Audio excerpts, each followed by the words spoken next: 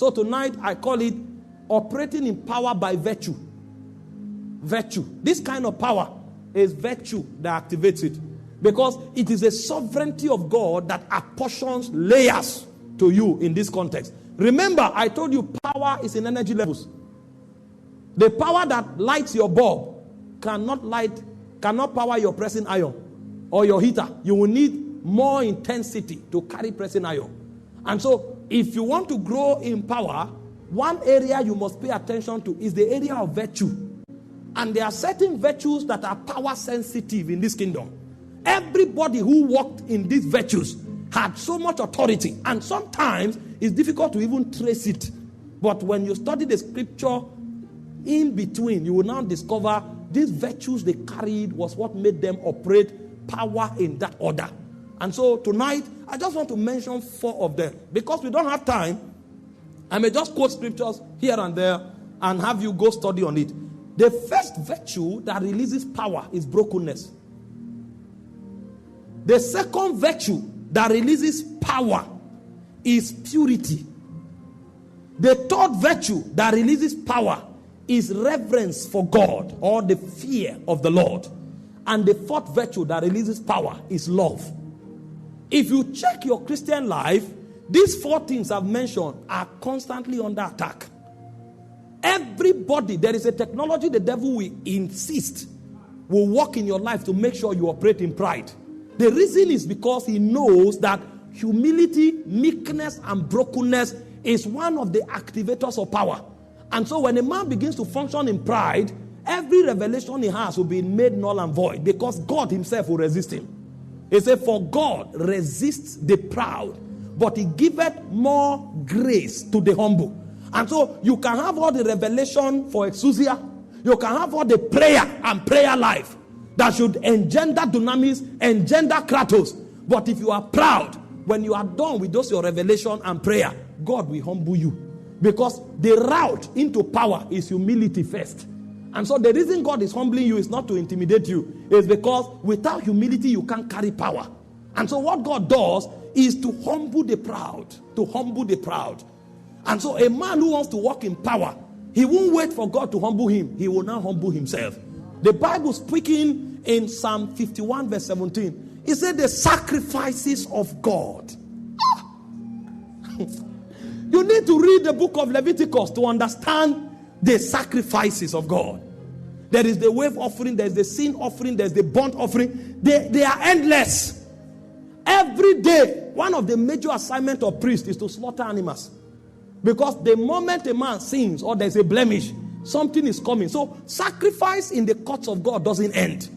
As you are finishing one, there's a need for another. So the Israelites in those days usually keep money aside for sacrifices. Because if you violate God, you are gone. And so the way they walk with God is through sacrifice. Blood must cover you all the time. But when we came into the new technology, David, being a prophet, began to look into the future. And he began to perceive something. That what God is looking for is a kind of sacrifice that does not just atone for man, but that makes man become like God, to be able to stay under the government of God. And so David summarized burnt offering, sin offering, wave offering, all the sacrifices that the Israelites offered into one thing. He said the sacrifices of God. Whatever you call it, he said it is summarized into one. He said a contrite heart and a broken spirit. He said, thou shalt not despise. And so when you find a humble man and a broken man, that man has offered burnt offering. He has offered wave offering. He has offered sin offering. Because the totality of the sacrifices that satisfies the appetite of the oracle called Elohim is summarized in brokenness. And so every time a broken man appears, God releases the totality of his power. This is why one of the first men that wielded powers that the world has never seen is the man Moses. Before Moses came, they didn't know about power, that a man could wield power like a god. Even the people who had some measure of power before Moses, things were just happening to them. They didn't have the authority to speak and things happened. The first person that walked on earth like a god was Moses. It was Moses that showed up in Egypt just with a staff and shut down a whole civilization. It was Moses that walked for 40 days through the wilderness, and the visible Shekinah was walking with him. You could see the glory of God visibly for 40 days and 40 nights. It was Moses that opened the windows of heaven and collected angels' bread and fed men with. In the days of Moses, in the glory, the Bible said their garments grew with them, their shoe grew with them, and it said there was none feeble amongst their tribe. It was Moses that stood and said, except I'm not a man of God, let the earth open her mouth. And how did he know that the earth has a mouth? Powers. A point came, God himself addressed Moses. Exodus 7 verse 1. He said, I have made you a God unto Pharaoh. So the first man that walked in the stature of a God on earth was Moses. But what was the secret of his power? In Numbers chapter 12 verse 3, he said Moses is the meekest. That was the secret of his power. It was not a revelation, it was brokenness. He said Moses is the meekest of all men that walked on the face of the earth. In fact, a point came when other people who thought they were prophets wanted to attack Moses. Immediately the anger of God came down, and God began to warn a man for challenging another man, and he said, why were you not afraid?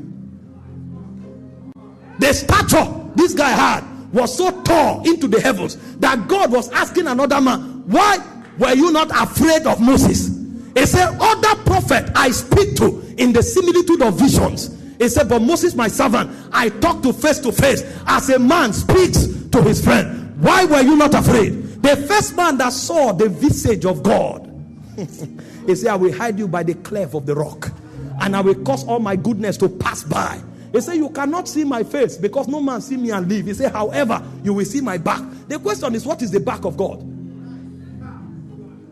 Because when you look at God and the presence of God, every creature that stands in the presence of God has 4 faces. Because God, the glory of God, has 4 dimensions.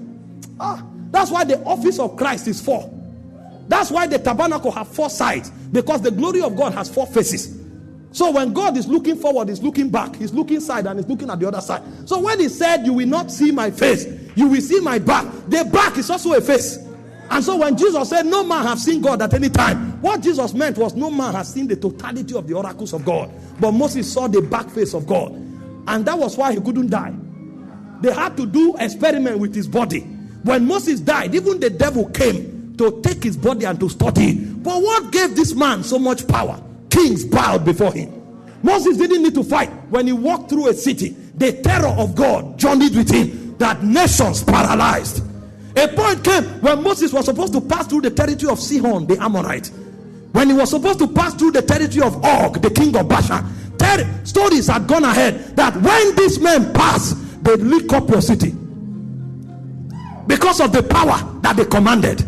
If they carry stones, they will defeat you. Sometimes they don't need to fight. If they pass, they will take over that land. That was why Balak needed to go seek the counsel of Balaam, because there was a testimony that whoever Balaam curses is cursed. Because we know nobody can fight Moses.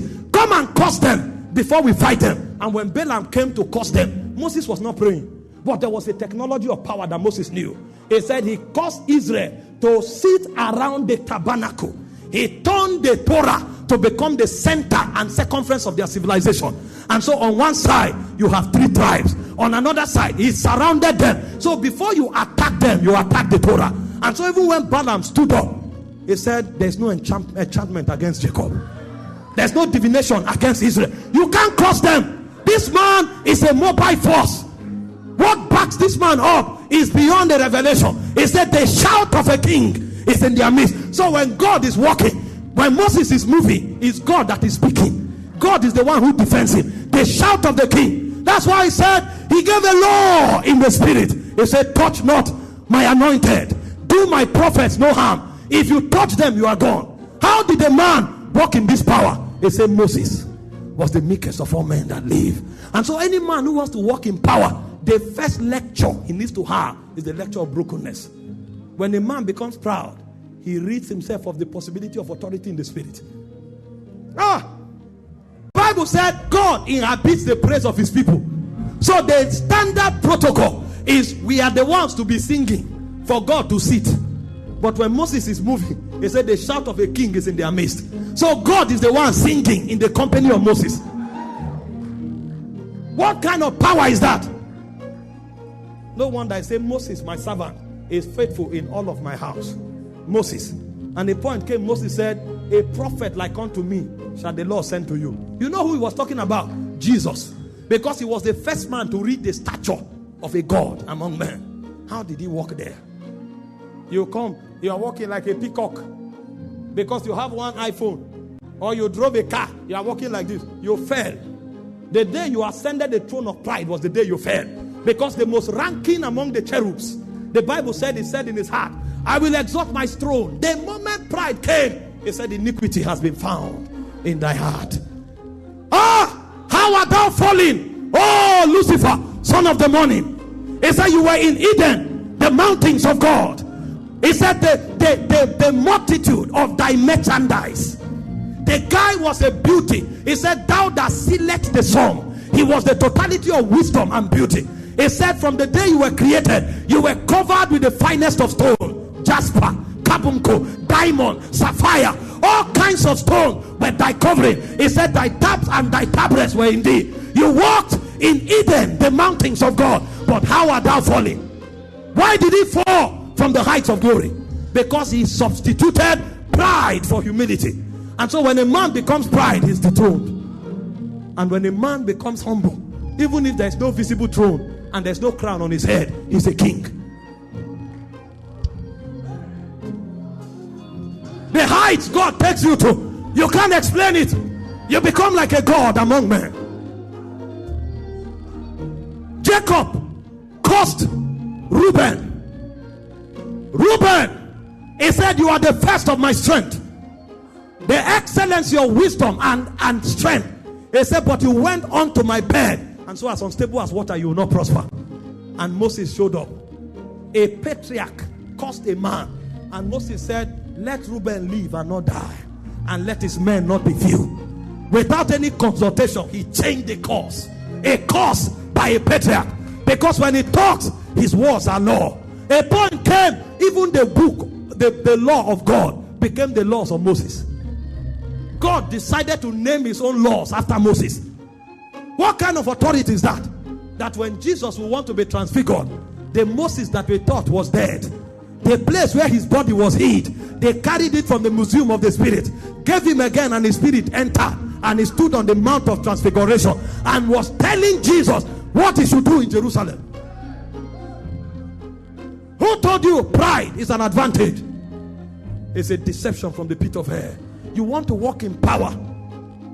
The psalmist gave us the secret by the intelligence of the prophetic anointing. He said, a contrite heart, a broken spirit. He said, thou, O Lord. He didn't say you will not despise. He said you cannot despise. Because a contrite heart and a broken spirit are the sacrifices of God.